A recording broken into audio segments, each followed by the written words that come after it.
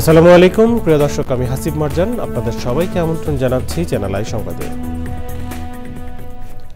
আর বিস্তারিত সংবাদের শুরুতেই জানিয়ে দিচ্ছি ফ্রেশ আটায় ময়দা সুজি সংবাদ শিরোনামগুলো। ডিসেম্বর থেকে জুনের মধ্যে নির্বাচনের জন্য সংস্কার কার্যক্রম এগিয়ে নিতে প্রধান উপদেষ্টার তাগিদ, জাতীয় ঐক্যমত্য কমিশনের 2 সদস্যের সঙ্গে বৈঠক। গণহত্যার প্রতিবাদে মার্চ ফর গাজা কর্মসূচিতে ঢাকায় লাখো জনতা, ইসরায়েলের সঙ্গে মুসলিম বিশ্বের সম্পর্ক ছিন্ন করার দাবি। এবং চারুকলায় বর্ষবরণ আনন্দ শোভাযাত্রার মোটিফে আগুনের ঘটনা তদন্তে 5 সদস্যের কমিটি, সিসিটিভি ফুটেজ দেখে দায়ীদের শনাক্তের চেষ্টা।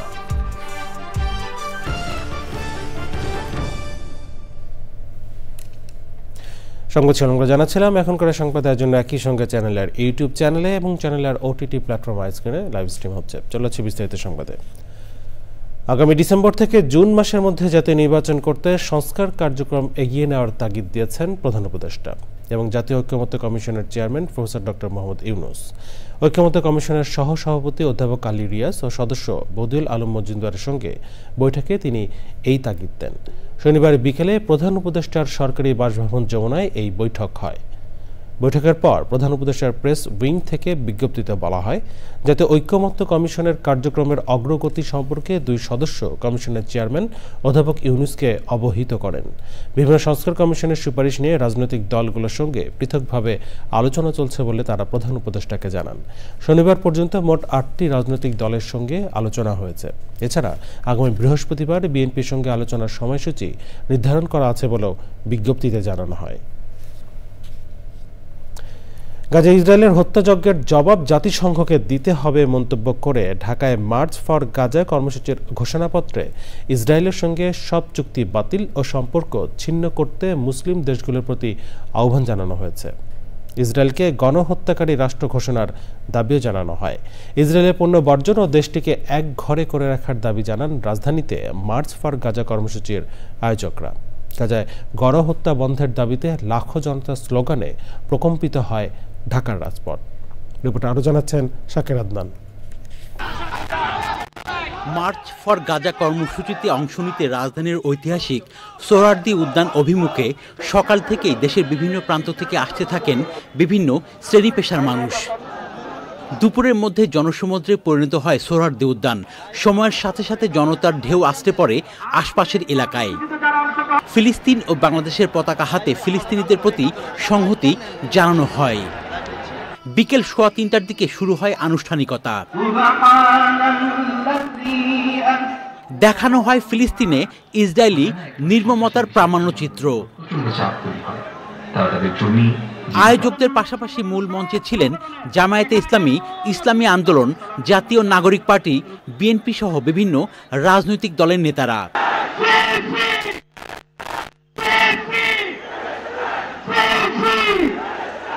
আমাদের মধ্যে বিভিন্ন বিষয়ে চিন্তাগত মতপার্থক্য ভিন্নতা থাকতে পারে, কিন্তু মাজলুম ফিলিস্তিনিদের স্বাধীনতা, তাদের অধিকার, গাজার মানুষদের বিরুদ্ধে জুলুম বন্ধের দাবিতে আমরা প্রত্যেকটা বাংলাদেশের মানুষ ধর্ম বর্ণ নির্বিশেষে আমরা প্রত্যেকে তাদের সাথে সংহতি প্রকাশ করছি। জনতার মহাসমুদ্রে উপস্থিত হয়ে আমরা বুঝতে পেরেছি আজকের এই মহাসমুদ্র জনসমুদ্র ফিলিস্তিনের প্রতি, আল আকসার প্রতি বাংলাদেশের জনগণের ভালোবাসার বহিঃপ্রকাশ। এরপর গাজার মানুষের প্রতি সংহতি জানিয়ে ঘোষণাপত্র ও অঙ্গীকারনামা পাঠ করা হয়। মুসলিম উম্মাহ নেতৃবৃন্দের প্রতি যেহেতু আমরা বিশ্বাস করি ফিলিস্তিন কেবল একটি ভূখণ্ড নয়, এটি মুসলিম উম্মাহর আত্মপরিচয়ের অংশ, এবং গাজা এখন কেবল একটি যুদ্ধ বিধ্বস্ত শহর নয়, এটি আমাদের সম্মিলিত ব্যর্থতার বেদনাদায়ক প্রতিচ্ছবি। জাতীয় মসজিদ বাইতুল মোকাররমের খতিবের মোনাজাতের মধ্য দিয়ে বিকেল 4টার দিকে শেষ হয় মার্চ ফর গাজা কর্মসূচি।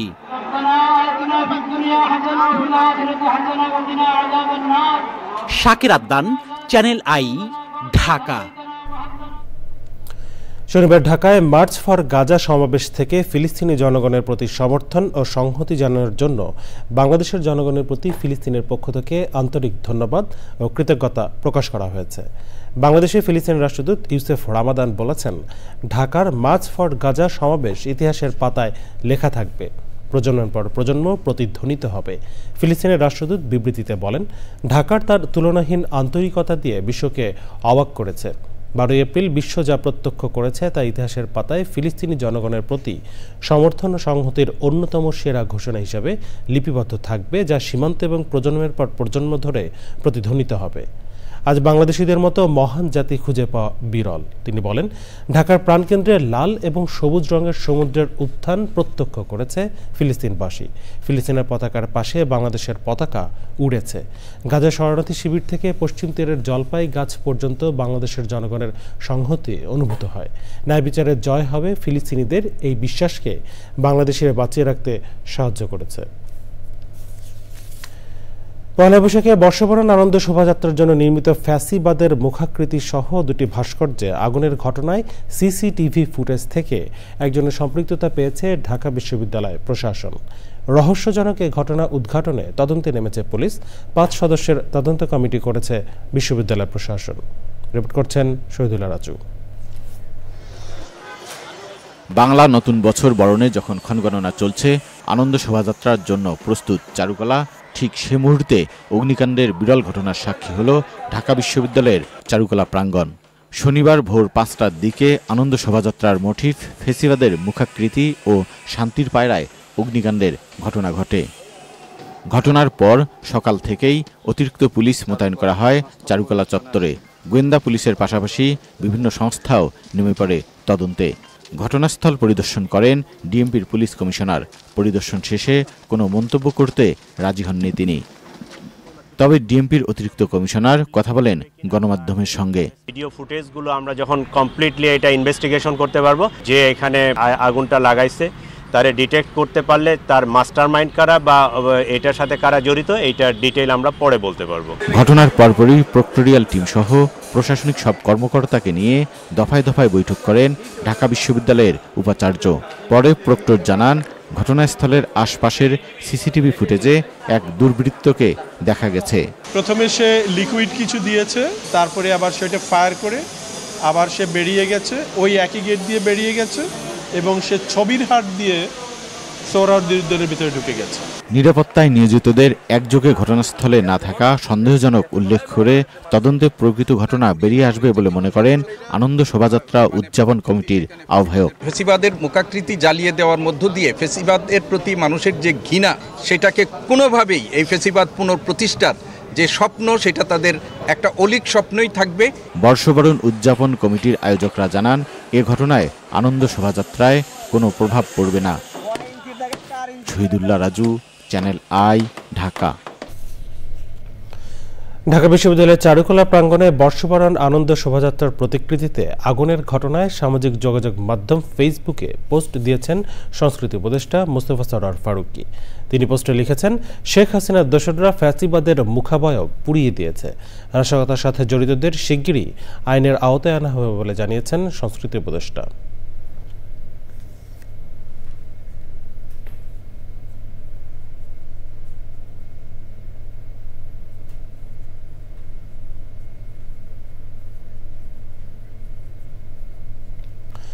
ইস্পাহানি চ্যানেল আই সুরের ধারার আয়োজনে বাংলা বর্ষ বিদায় ও বর্ষবরণ আয়োজনের প্রস্তুতি চলছে। এবারের আয়োজনে সহযোগিতা করছে সংস্কৃতি বিষয়ক মন্ত্রণালয় এবং ঢাকা দক্ষিণ সিটি কর্পোরেশন। আয়োজকরা জানান, আজ চৈত্র সংক্রান্তি আয়োজন সন্ধ্যা 6:30 থেকে রাত 9টা পর্যন্ত উদযাপন করা হবে। 14 এপ্রিল সকাল 6টায় শুরু হবে ইস্পাহানি চ্যানেল আই সুরের ধারার বর্ষবরণের আয়োজন, চলবে সকাল 9টা পর্যন্ত। এবারের আয়োজনে প্রায় 350 শিল্পী অংশগ্রহণ করবেন। চৈত্র সংক্রান্তি ও বর্ষবরণ অনুষ্ঠানে সুরের ধারার শিল্পীদের পরিবেশনার পাশাপাশি ভিন্ন জাতিগোষ্ঠীর শিল্পীরাও সঙ্গীত পরিবেশন করবেন। আমাদের তো আজকে মহড়ার একদম চূড়ান্ত মহড়া হয়ে গেল। তো আশা করছি যে সফলভাবে এই প্রোগ্রামটি শেষ হবে। আবার চ্যানেলের মাধ্যমে আবার সবাইকে সকল দর্শক শ্রোতাদের আমন্ত্রণ জানাতে চাই যে দর্শকরা আসলে আমাদের প্রোগ্রামটি সফল হবে। তো সবাইকেই আমন্ত্রণ যেন সবাই আসে। পরিবেশ সুরক্ষা দূষণ বন্ধে সাইকেল যাত্রায় টেকনাফ থেকে তেতুলিয়া, এমন সাহসী অভিনব দৃষ্টান্ত স্থাপন করলেন লিও সাজ্জাদ হোসেন সাগর। ভবিষ্যৎ প্রজন্মের বাসযোগ্য ধরিত্রী গড়তে পরিবেশ সচেতনতায় সাইকেলে 1000 কিলোমিটার পাড়ি দিয়েছেন তিনি। দীর্ঘ এই রাইডে ছড়িয়েছেন পরিবেশ প্রতিবেশ সার্বিক সচেতনতা ও অংশগ্রহণের বার্তা। সরারাজন মার্গের তথ্য রুনুল আনোয়ার বিরজিত রিপোর্ট করছেন আফরোজা হাসি। জলবায়ু পরিবর্তনের বিরূপ প্রভাবে বেড়ে চলা প্রাকৃতিক দুর্যোগে বিপর্যস্ত প্রাণ প্রকৃতি আর মানুষের অপরিণামদর্শী কর্মকাণ্ড এই সংকটকে আরও ঘনীভূত করেছে। এমন পরিস্থিতিতে ভবিষ্যৎ প্রজন্মের নিরাপদ ও বাসযোগ্য পৃথিবী নিশ্চিতে পরিবেশ বিধ্বংসী কর্মকাণ্ড বন্ধ জরুরি বলছেন বিশেষজ্ঞরা। এরই ধারাবাহিকতায় পরিবেশ প্রতিবেশ আর বাস্তুতন্ত্র রক্ষার অদম্য উদ্যমে 6 এপ্রিল ভোরে কাঁধে লাল সবুজের পতাকা আর সঙ্গী প্রিয় সাইকেল নিয়ে বেরিয়ে পড়েন লিও সাজ্জাদ হোসেন সাগর। মাত্র 7 দিনেই তেতুলিয়া থেকে হাজারো পথ পাড়ি দিয়ে পৌঁছান টেকনাফে। এই পথযাত্রায় পরিবেশের ভারসাম্য রক্ষার বার্তা দেন সাজ্জাদ। আমরা যদি ইকোসিস্টেমটাকে নিয়ে পরিকল্পনা করি এবং ভাবি, তাহলে আমরা আশা করি আমাদের দেশটাকে একটি সুন্দর পরিবেশ দিতে পারবো। আর এটা আমাদের বিশ্ব পরিবেশের ক্ষেত্রেও অনেক গুরুত্বপূর্ণ অবদান রাখবে। শুধু দেশ নয়, বিশ্ব দরবারে পরিবেশ রক্ষার বার্তা ছড়াতেই দেশের এক জেলা থেকে আরেক জেলায় ছুটে চলা এই তরুণের। আমরা যখন আমাদের পরিবেশ নিয়ে পরিকল্পনা করব এবং সেগুলোর পরিবেশের সৌন্দর্য রক্ষার্থে কাজ করব, কার্বন ইমিশন কমাবো, গ্যাস, তারপরে অন্যান্য যে সকল আমাদের খনিজ সম্পদ রয়েছে সেগুলোর রক্ষণাবেক্ষণ সহ পরিমাণ মতন এবং পর্যাপ্ত এবং সর্বাধিক উত্তম ব্যবহারটা করব, তখন আমাদের পরিবেশটা আশা করি সুন্দর থাকবে। সাহসী এই দৃষ্টান্ত তরুণ প্রজন্মকে পরিবেশ সুরক্ষায় উদ্বুদ্ধ করবে প্রত্যাশা সব মহলের। আফরোজা হাসি, প্রকৃতি ও জীবন ডেস্ক, চ্যানেল আই। দেখছেন চ্যানেলের সংবাদ। এই পর্যায়ে নিয়ে নিচ্ছি বিরতি, আর বিরতির পর অন্যান্য সংবাদের সঙ্গে খেলার খবরে জানিয়ে ফিরব। নারী বিশ্বকাপ ক্রিকেটের বাছাই পর্বে আজ আয়ারল্যান্ডের মুখোমুখি বাংলাদেশ। লাহোরে খেলা শুরু দুপুর 3টায়।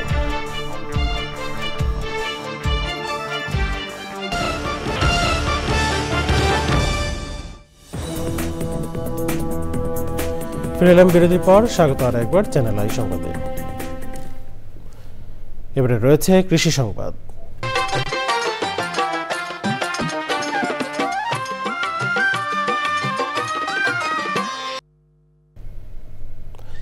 রাঙামাটির পাহাড়ে আগে সূর্যমুখীর বাগান কম দেখা গেলেও অন্যান্য ফসলের সাথে এখন পাহাড়ের প্রত্যন্ত এলাকায় দেখা মেলে সূর্যমুখীর বাগান।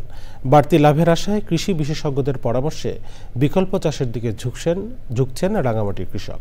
রাঙামাটির প্রতিনিধি মজুর আহমেদের তথ্য ভিডিওচিত্রে আল মুকসিদের রিপোর্ট। রাঙামাটি জেলার বিভিন্ন উপজেলা সহ সদর উপজেলার সাপছড়ি ইউনিয়নের শুকরছড়ির বিভিন্ন মাঠে সূর্যমুখী ফুলের চাষে আগ্রহী হয়ে উঠছেন এখানকার কৃষক। সূর্যমুখীর বাগানে বিস্তীর্ণ জমি এখন হলুদ রঙে ভরে উঠেছে। পাহাড়ের পতিত জমিতে প্রদর্শনী প্রকল্পের আওতায় এই সূর্যমুখী ফুলের চাষ করছেন কৃষক। ডলে ডালে বীজ সার বেকান ভিজে বিজিউ নামিজ বিয়ে সার বিয়ে সারবে নেই ইনি গজে বাগানে খুবই ভালো হয়েছে, ফলন হয়েছে না। এই যে এখানে বাগানে ঘোরাফেরা করে আছে, ছবি উঠতে আছে। পাহাড়ের পাদদেশে সূর্যমুখী ফুলের বাগানে সমারোহ দেখতে দূর দূরান্ত থেকে ছুটে আসছেন দর্শনার্থীরা। বাগানটা দেখতে অনেক বড়, পার্বত্য অঞ্চলে যদি আরো কয়েকটা এরকম বাগান হয় আসলে অনেক ভালো হবে। সামনে থেকে দেখা হয়নি তো, প্রথমবার আসলাম, দেখে খুবই আনন্দ লাগতেছে, খুবই ভালো লাগতেছে। মন মতো ছবি তুলতে পারছি, এই জায়গাটা অনেক সুন্দর। আসলে রাঙামাটি সূর্যমুখী বাগান অনেক সুন্দর। এবছর পাহাড়ে 70 হেক্টর জমিতে সূর্যমুখীর চাষ হয়েছে বলে জানান কৃষি বিভাগ। ক্ষুদ্র ও প্রান্তিক কৃষকদেরকে আমরা বীজ, সার, এই উপকরণগুলো দিয়ে আমরা চাষাবাদ সম্পন্ন করেছি। সূর্যমুখী চাষের সম্ভাবনাকে সঠিকভাবে কাজে লাগাতে পারলে স্থানীয় সয়াবিন ও সরিষার ভোজ্য তেলের চাহিদা পূরণের পাশাপাশি দেশে ভোজ্য তেলের চাহিদা বিরাট একটি অংশ পূরণ করা সম্ভব বলে মনে করেন স্থানীয়রা। আল মুকসিদ, চ্যানেল আই। এখন দেখবেন প্রকৃতি সংবাদ।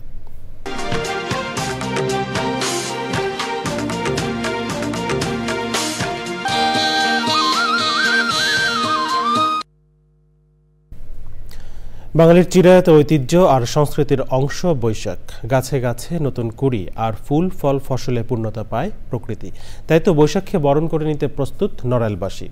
রংতুলির আচর আর গীত, বাদ্য ও নৃত্যের তালে তালে চলছে বর্ষবরণের শেষ মুহূর্তের প্রস্তুতি। ড্যানিয়েল সুজিত বোসের রিপোর্ট। সবুজে সেজেছে শুষ্ক প্রকৃতি, ফুলে ফুলে ছেয়ে গেছে বৃক্ষরাজি। ক্যালেন্ডারের পাতায় রাত পোহালে বৈশাখ, তাই তো বর্ষবরণ উৎসবেও প্রকৃতি বন্দনা। গ্রাম থেকে শহরে সবখানে বৈশাখকে ঘিরে চলছে জোর প্রস্তুতি। যেহেতু তাপমাত্রা বৃদ্ধি পাচ্ছে, সেই উপলক্ষে বৈশাখকে কেন্দ্র করে আমরা একটা বৃহৎ আকারের পাখা নির্মাণ করতেছি, হাত পাখার আদলে। পেঁচা, তারপরে বাঘের মুখোশ এগুলো থাকছে। তারপরে আমরা আলাদাভাবে যে রাজা রানীর যে বড় মুখোশ সেটা বানিয়েছি। এই দিনটিতে সব ধরনের বিভেদ ভুলে একটা পরিচয়ে আমরা একত্রিত হতে পারি, সেটা হলো আমরা বাঙালি। সবুজ শ্যামল বাংলার চিরাচরিত বর্ষবরণে এবারও থাকছে বিভিন্ন আয়োজন। উৎসব উদযাপনে নেওয়া হয়েছে নিশ্চিদ্র নিরাপত্তা। এ সময় আসলে প্রকৃতিও নতুন সাজে সজ্জিত হয়ে এই নতুন বছরকে স্বাগত জানায়। গাছে গাছে নতুন খুশি যেন নতুন সম্ভাবনাকে জাগ্রত করে। অনাঢ্য শোভাযাত্রা, র্যালি অনুষ্ঠান হবে। বিভিন্ন সামাজিক সাংস্কৃতিক যে সংগঠন আছে তাদের সমন্বয়ে জেলা প্রশাসনের নেতৃত্বে আমাদের র্যালিটি হবে। ছাড়াও আমাদের কিন্তু একদিনের একটি লোকজ মেলা আছে। চলতি বছরের প্রাপ্তি অপ্রাপ্তি অভিজ্ঞতাকে সামনে রেখে নব উদ্যমে এগিয়ে যাওয়ার প্রত্যয়ে হবে নতুন সূর্যোদয়, এমন প্রত্যাশা সর্বজনীন। Daniel Sujit Bose, channel I, Narail. জানবো খেলার খবর।